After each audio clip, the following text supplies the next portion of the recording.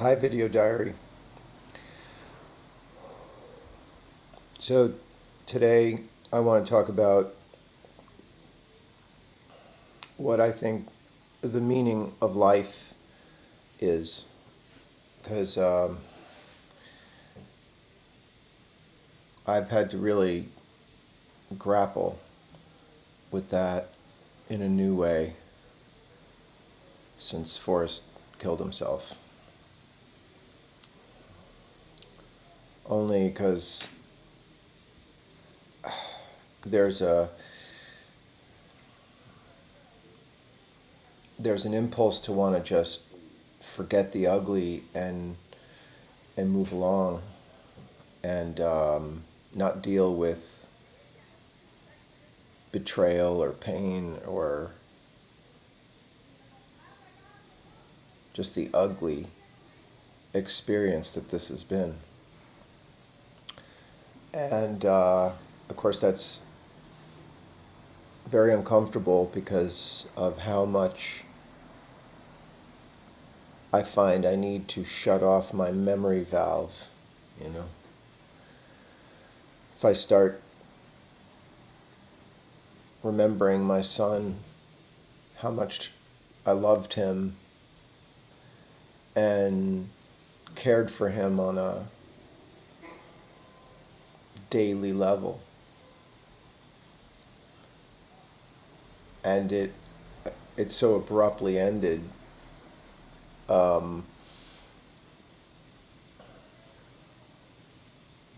I've likened it to like getting fired as a father, just getting a pink slip with no recourse to ask why and I know that that's not, it's not accurate, but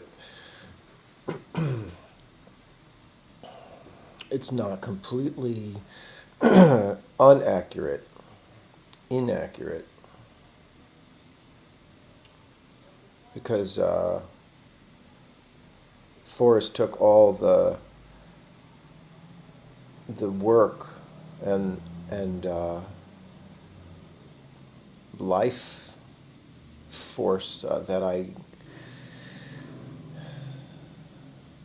had and made the other decision.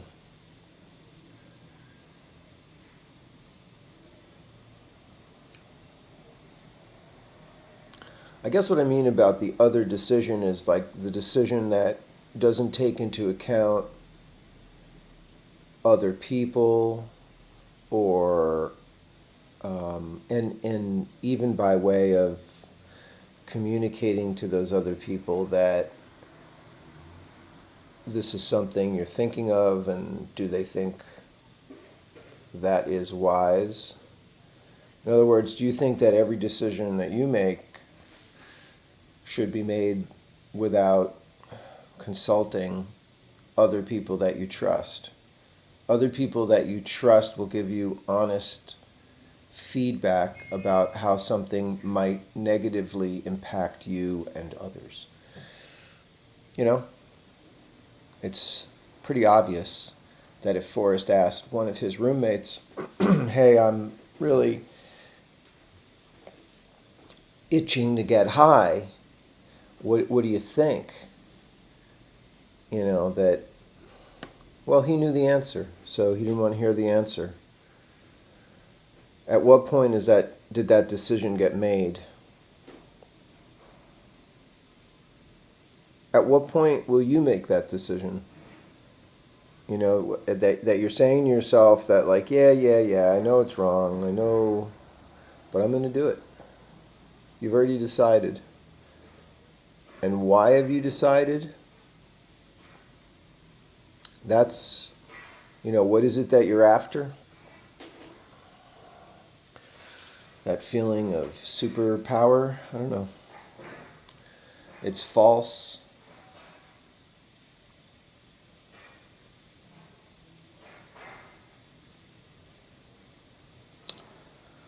So what is the meaning of life? What is it? Why are we here?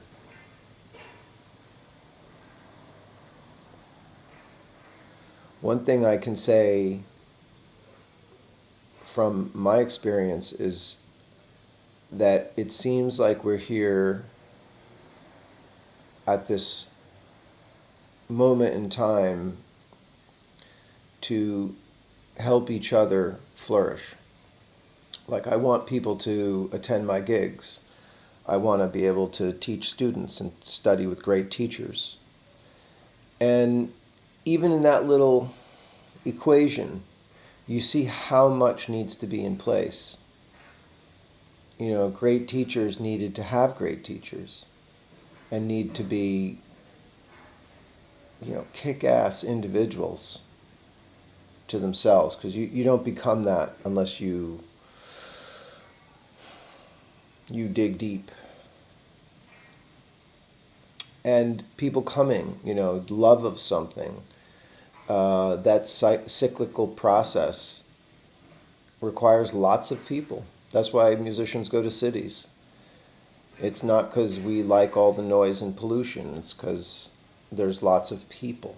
So you can do more. You can do it quicker. You can feel the full force of that equation of taking in information, processing it, creating new information, bringing it back to the public, getting feedback, responding to that. It's the shamanistic thing. It's just played out in art and literature. It's how we've evolved or devolved into expressing that purpose. Yeah. And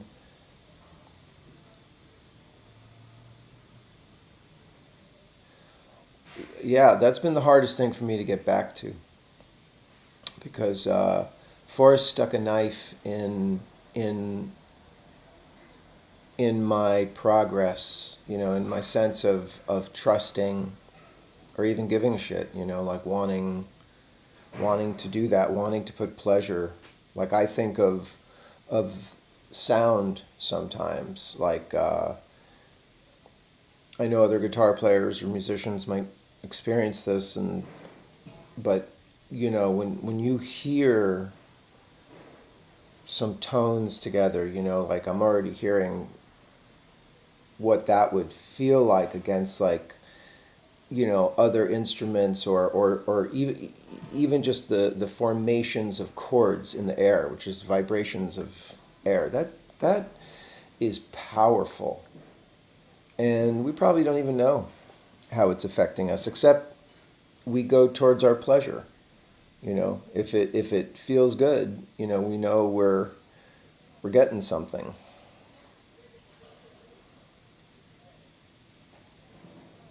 I guess that's a big question. Like, when I've been addicted to drugs or alcohol or tobacco, it didn't feel good. Like, I really needed it. And there was a lot of justification, post hoc reasoning about whatever. I knew it was wrong. I knew it was bullshit.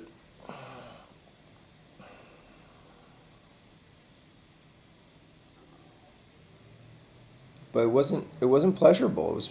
It was painful, you know. And so I can only imagine that heroin or crack or meth must be like, that on a much worse scale.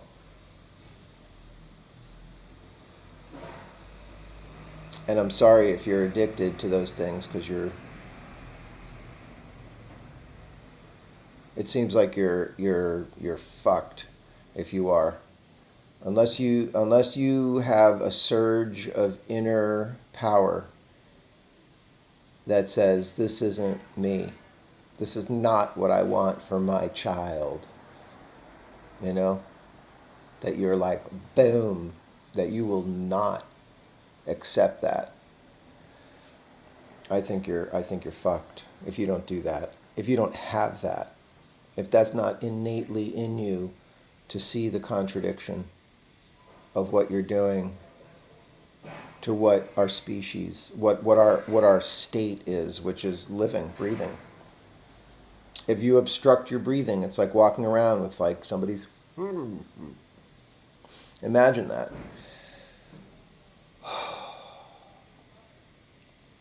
Your own hand over your own mouth and nose and eyes and ears.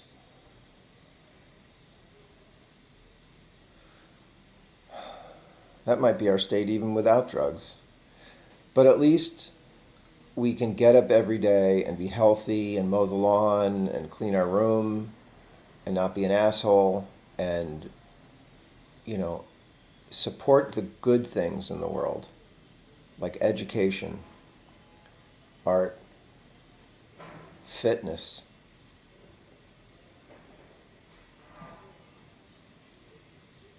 I don't see how stuff like, guns and drugs.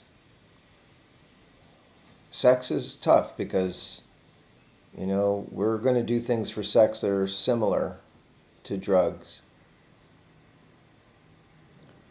I'm not saying life isn't hard and confusing. It is. It's incredibly confusing at times. But usually we make it worse. And we're trying to figure out, we think there's a problem. We think there's something wrong. There's nothing wrong with us. It's bumpy sometimes. And we make it worse by lying to ourselves. I saw a South Park thing. I couldn't watch South Park for a couple years because, first of all, I just didn't, as much as I love that show. But now, I don't have a Hulu account or anything, but I was so depressed that I watched the episodes that Forrest was talking to me about.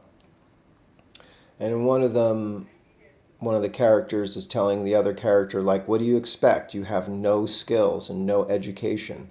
What kind of job do you expect to get? And just when I heard that, of course in the context of, very funny situations, but I was like, that's what it is. It's like you don't come out of, we don't come out of our mothers knowing how to do stuff. We know some things, like how to grip a pencil so that we don't drown, but we really need to work hard and consistently over many years to be great. Just proficient, just skillful.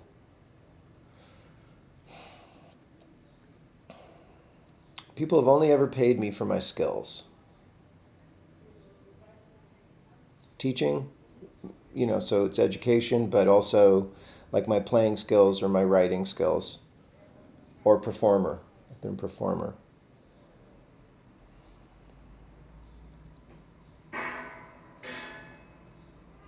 I'm thinking how all of that is just completely disrupted by this too. I feel like I have nothing to tell people. I'm putting up a scaffold. I have nothing that I want to entertain people with, no humor, no jokes, no irony, no wit.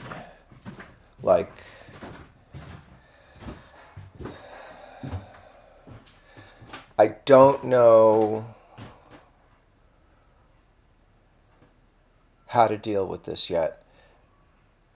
The way I'm dealing with it is with those Zen koans, those mind games about explaining to myself that death isn't really death, that it's just our bias against not seeing the process as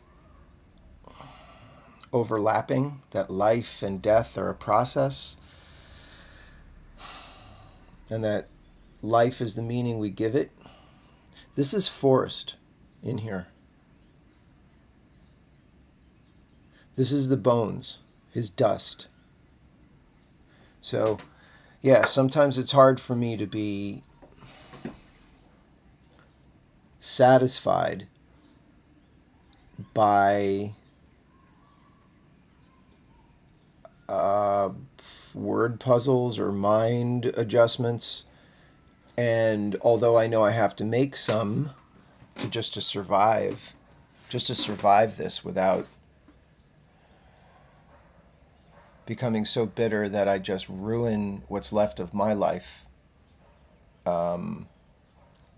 it's unsatisfying, because all I want is to have more time with him. And I kept saying, we were going to do stuff. We had plans. And that this was not one of them. So my feeling of betrayal, because Forrest couldn't be honest with me about what he was doing, we all lose him. And he loses all of whatever this could have been for him. And I've said this before. Some people have been like, no, that's too harsh. You have to suck it up. There is no like, I'm not getting any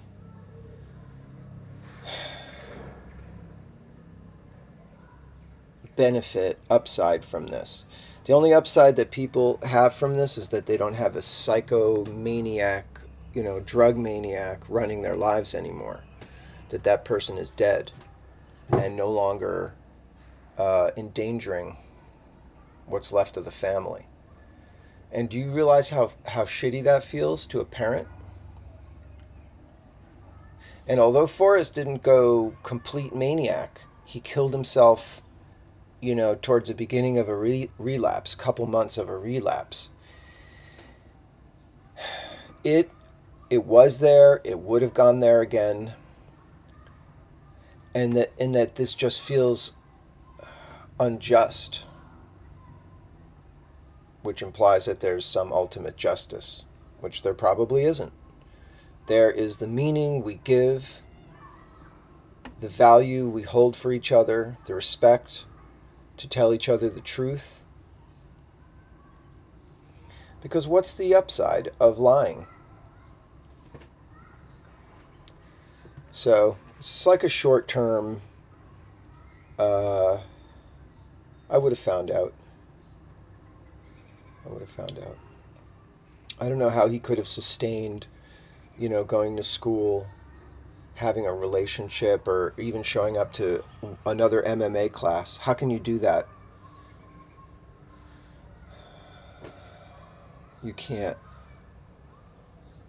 So it's so weird, because I know that like Forrest couldn't have sustained this like even another day, that he died right at a point where it would have been revealed. Was it the last time he wanted to shoot up? I don't know, but it was the last time he shot up. One time is one time too many. Run away from those people that are trying to get high with you, that are trying to entice you to do something like this. Counterdict that part of your mind that's suggesting that this might be an interesting option. It's not. It's a life ruiner.